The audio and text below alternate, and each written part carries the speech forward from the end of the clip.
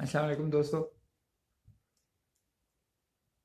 ایک دفعہ پھر آپ کی خدمت میں حاضر ہیں۔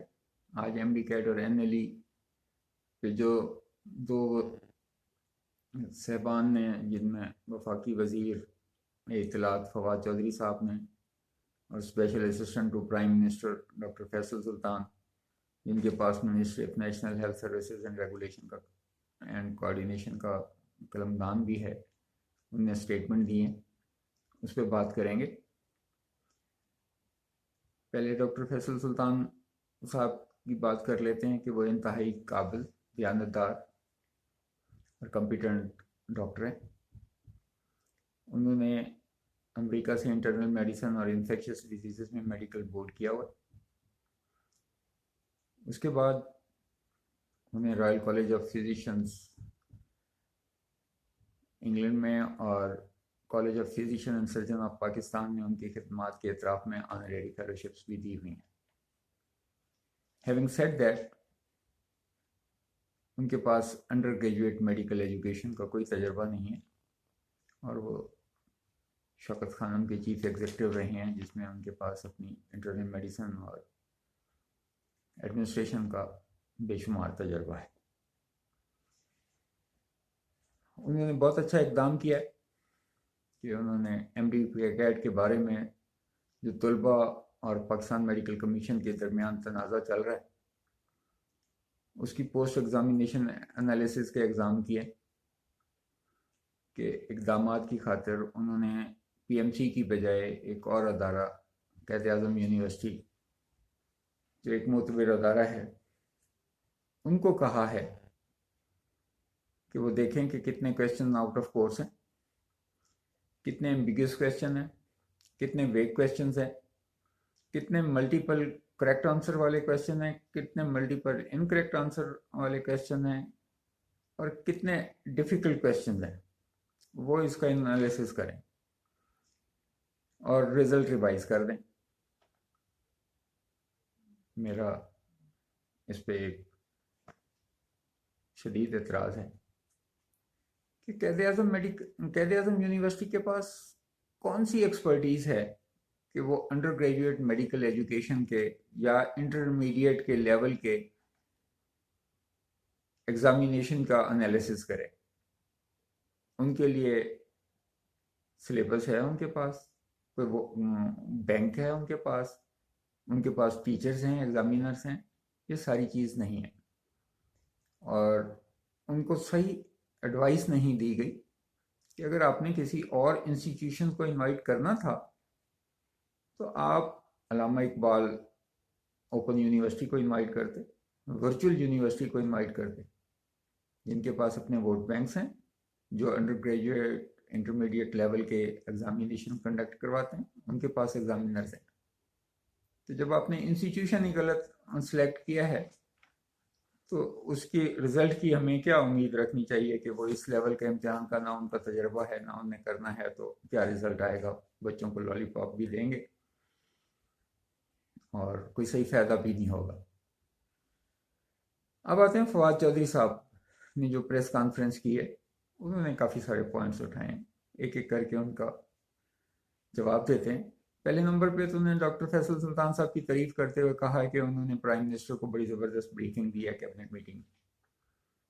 تو جو میں نے پہلے بتایا ہے کہ جب ان کا انسٹیٹیوشن ہی سلیکشن غلط ہے اور ان کا انڈر گریجویٹ میڈیکل ایجوکیشن کا تجربہ بھی نہیں ہے، انسپائٹ آف ان کی ساری کمپیٹنسی، ایمانداری اور قابلیت کے، تو انہوں نے کیا بریف کیا ہوگا؟ اور ون سائیڈڈ بریفنگ جو ہے وہ کبھی نہیں ہوتی کہ ڈیفینیٹلی عمران خان ایک سیدھا سادہ دیندار آدمی ہے، اور وہ جو اس کو بتایا جاتا ہے اس کا خیال ہوتا ہے کہ انہوں نے سارا ہوم ورک کر کے اور یہ ساری چیزیں کر کے یہ میرے پاس لے آئے ہیں تو یہ صحیح کہہ رہے ہوں۔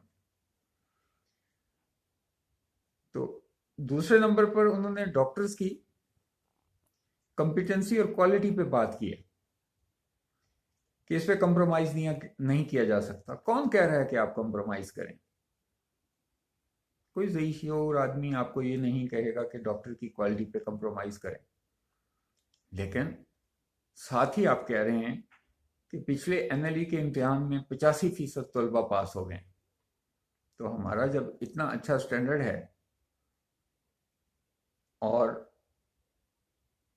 اس پہ امتحان کی ضرورت کیا تھی، پری میچور امتحان کی.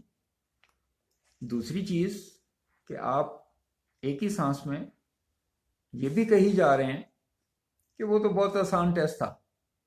اتنا آسان ٹیسٹ لینے کی ضرورت کیا ہے کہ جب وہ اتنا آسان ٹیسٹ ہے اور 85% بچے پاس ہو گئے، اور تو آپ نے خود ہی اپنے امتحان کو کنٹروورشل بنا دیا کہ اس کی کوالٹی نہیں ہے. تیسرے نمبر پر انہوں نے کہا کہ کچھ ملکوں نے پاکستانی ڈگریوں کو ڈی ریکگنائز کر دیا، ماننے سے انکار کر دیا. ایسا ہم نے تو نہیں سنا میڈیکل پروفیشن میں کہ کسی ملک نے پاکستان کی ڈگریوں کو ماننے سے انکار کیا ہو. اور اگر ان کے پاس کوئی ایسی انفارمیشن تھی تو ان کو یہ چیز شیئر کرنی چاہیے تھی کہ کن کن ملکوں نے یہ کہا ہے. اس کے بعد آ جاتے ہیں کہ انہوں نے ہمیں وکلا برادری کے ساتھ ان کے بار کونسل کے امتحان کے ساتھ کمپیریزن کرنے کی کوشش کی ہے، نیشنل لائسنسنگ ایگزامینیشن کی. میرے دونوں چھوٹے بھائی وکیل ہیں، میں ایک آدھ ویڈیو میں پہلے بھی بتا چکا ہوں. وکیل کون سے انسٹیٹیوشن میں پڑھ کے آتے ہیں؟ کوٹھیوں، بنگلوں اور فلیٹوں میں کالج کھلے ہوئے ہیں.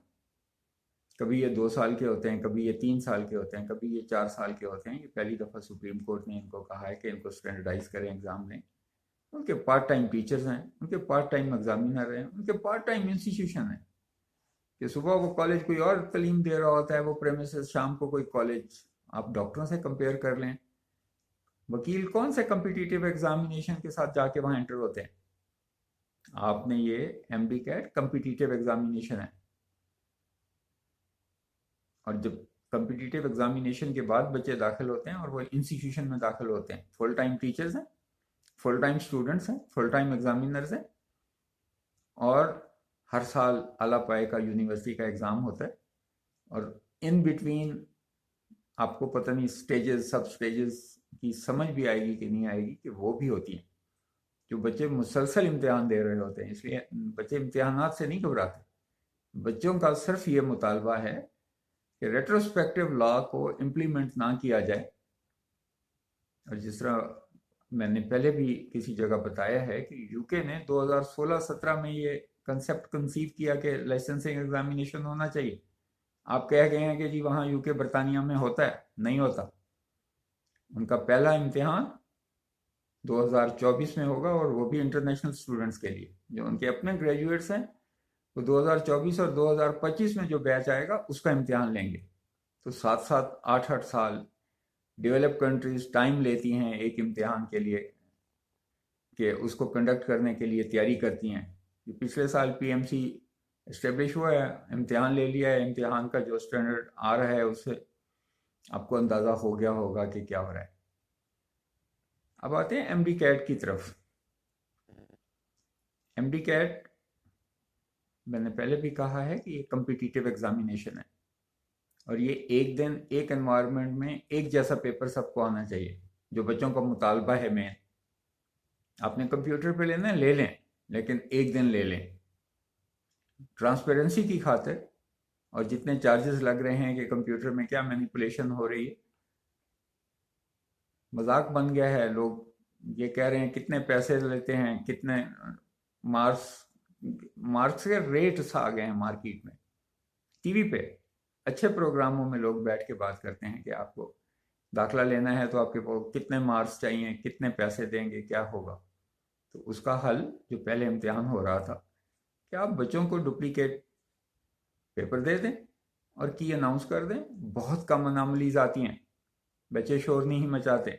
بچے والدین کو جا کے جھوٹ نہیں بول سکتے کہ ہم نے بہت اچھا پیپر کیا ہے. ابھی والدین اس لیے بھی پریشان ہیں کہ بہت سارے اسٹوڈنٹس نے جا کے کہا ہوگا کہ جی ہم بہت اچھا پیپر کر کے آئے ہیں، اور جب ان کے نمبر بہت کم آئے ہیں تو انہوں نے ڈیفینیٹلی پاکستان میڈیکل کمیشن کو ہی بلیم کیا ہوگا. امتحان دینے والی فرم کی ٹرانسپیرنسی بہت ڈسکس ہو چکی ہے، لیکن بچوں کا مطالبہ بالکل جائز ہے. سنگل ڈے ٹیسٹ ہونا چاہیے، اس پہ آپ کو زیادہ پریشان ہونے کی ضرورت نہیں ہے. فیس بھی آپ نے بہت زیادہ لی ہوئی ہے. 2000 روپے میں ورچوئل یونیورسٹی سارے ٹیسٹ کرانے کے لیے تیار ہے. آج بھی گورنمنٹ کی یونیورسٹی ہے، فیڈرل چارٹر ہے، تو آپ ایجنسیوں کو دیتے ہیں. نیشنل میڈیکل ایگزامینیشن کو خود سپروائز کرنا چاہیے، اور یہ یونیورسٹی یونیورسٹی ہیں ان کو امتحان ورچوئل یونیورسٹی پچھلے سال آپ نے 1500 میں کرایا ہے، جس میں 1000 روپے آپ نے دیا ہے اس امتحان کا کنڈکٹر آنے کے لیے نامس کو، تو 500 روپے آپ نے اپنے پاس رکھے ہیں۔ اب آپ نے 6000 کیوں لیا ہے، اس کی جسٹیفیکیشن شاید نیب ان سے لے لے، لیکن اگر نیب کو اسسٹنٹ کی ضرورت پیش ہوگی تو ضرور اسسٹ کرنے کے لیے بہت سارے لوگ موجود ہیں۔ پھر انہوں نے کونسل کی کمپوزیشن پہ بات کی ہے۔ کونسل کی کمپوزیشن وہ اس حد تک تو صحیح ہے کہ وہ ہر میڈیکل کالج کا ریپریزنٹیشن تھی، اور اب بہت زیادہ ہو گئے ہیں تو وہ نہیں ہو سکتا، لیکن اس کا حل ہے کہ آپ ہر صوبے میں پرائیویٹ سیکٹر کے میڈیکل کالجز سے ایک بندہ الیکٹ کروا لیں، ایک پبلک سیکٹر سے ہو ایک پرائیویٹ سیکٹر سے ہو، بہت تھوڑے لوگ ہوں گے جو ادراک انڈر گریجویٹ میڈیکل ایجوکیشن کے پرنسپل کو ہوتا ہے، کیونکہ وہ سبجیکٹ اسپیشلسٹ ہوتا ہے اور وہ ان کو پڑھا رہا ہوتا ہے، وہ اسی یونیورسٹی کے ڈین کو نہیں ہوتا کہ بچوں کی کیا پریشانی ہے، بچوں کے کیا مسائل ہیں۔ تو کونسل جب ریپریزنٹیٹو باڈیز پہ ہوگی اور نامینیٹڈ باڈیز پہ نہیں ہوگی تو ایکٹ پہ بھی اعتراض کوئی نہیں کرے گا، اصلاحات پہ بھی کوئی اعتراض نہیں کرے گا، ورکنگ پہ بھی کوئی اصلاحات نہیں کرے گا کہ انہی ٹیچرز نے جا کے واپس بیک ہوم ان بچوں کو جواب دہ ہونا ہے کہ یہ وہاں سے ان کے ریپریزنٹیٹو کے طور پہ آئیں گے ان انسٹیٹیوشنز کے، تو انہیں جا کے وہ دیکھیں گے۔ اب آتے ہیں انہوں نے جو اصلاحات پہ اعتراض کیا ہے کہ جی جب نئی اصلاحات آتی ہیں، جب آپ لا بنائیں گے، اسٹیک ہولڈرز کو انوالو نہیں کریں گے، اپوزیشن پارٹیز کو انوالو نہیں کریں گے، لوگوں کو بحث نہیں کرنے دیں گے، الیکٹڈ ریپریزنٹیٹو اس میں نہیں ہوں گے، نامینیٹڈ لوگ ہوں گے، اور میڈیکل پروفیشن سے چھوڑ کے آپ نے ایڈوکیٹ علی رضا صاحب کو وائس پریزیڈنٹ بنا دیا، بچوں کو اریٹیشن ہی یہاں سے شروع ہو جاتی ہے۔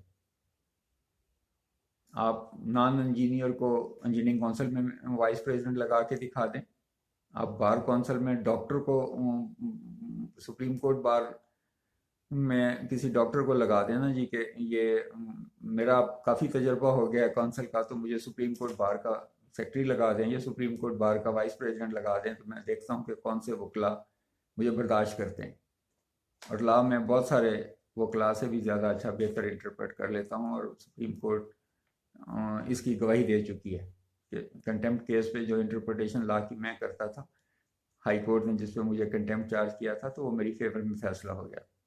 تو اس طرح نہیں ہوتا۔ این ایل ای والے ڈاکٹروں پہ جو تشدد کیا ہے وہ اگلی ویڈیو میں ڈسکس کریں گے۔ اس وقت تک اگر جن لوگ ویڈیو دیکھ رہے ہیں اور ان کو انٹرسٹ ہے اور انہوں نے اس وقت تک چینل سبسکرائب نہیں کیا تو سبسکرائب کر لیں تاکہ ان کو وہ ویڈیو ملتی رہے۔ اگلی ویڈیو تک اللہ حافظ۔